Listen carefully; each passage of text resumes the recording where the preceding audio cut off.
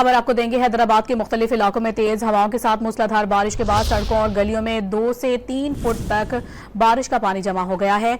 पानी घरों और दुकानों में दाखिल हो गया है। टिम्बर मार्केट में दुकान की छत गिरने से एक शख्स जाँ बहक और 3 अफराद जख्मी होने की इत्तलात भी हैं।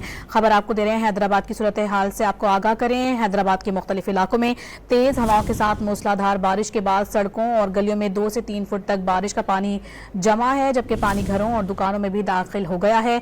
साथ ही अपने नाज़रीन को बताएं कि टिम्बर मार्केट में दुकान की छत गिरने से एक शख्स जाँ बहक और 3 अफराद के जख्मी हो गए हैं। आपको बताते चलें, बारिश का पानी घरों और दुकानों में भी दाखिल हो गया है। खबर आपको देंगे। हैदराबाद के मुख्तलिफ इलाकों में तेज हवाओं के साथ मूसलाधार बारिश के बाद सड़कों और गलियों में 2 से 3 फुट तक बारिश का पानी जमा हो गया है। पानी घरों और दुकानों में दाखिल हो गया है। टिम्बर मार्केट में दुकान की छत गिरने से एक शख्स जाँ बहक और 3 अफराद जख्मी होने की इत्तलात भी हैं। खबर आपको दे रहे हैं हैदराबाद की सूरत हाल से आपको आगाह करें। हैदराबाद के मुख्तलिफ इलाकों में तेज हवाओं के साथ मूसलाधार बारिश के बाद सड़कों और गलियों में 2 से 3 फुट तक बारिश का पानी जमा है, जबकि पानी घरों और दुकानों में भी दाखिल हो गया है।